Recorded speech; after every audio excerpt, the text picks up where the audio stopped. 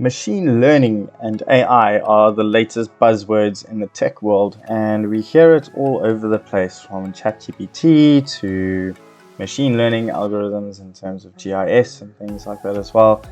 And there's a lot of available paid-for platforms out there that work very well, but there are also open source libraries that can be used.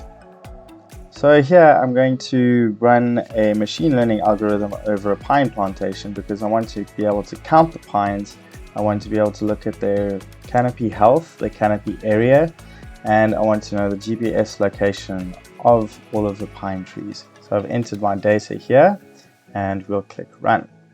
As this goes along, within a few minutes, I'll have some very good information around what's happening in this plantation site. This site was flown with a Phantom 4 Pro V2. It's approximately 2.8 hectares, and we'll see how well the algorithm runs. So these are the sorts of things you'll be able to learn at GeoWing. These red outputs were not generated. I told the algorithm that I did not need these. And now we can have a look at our data table.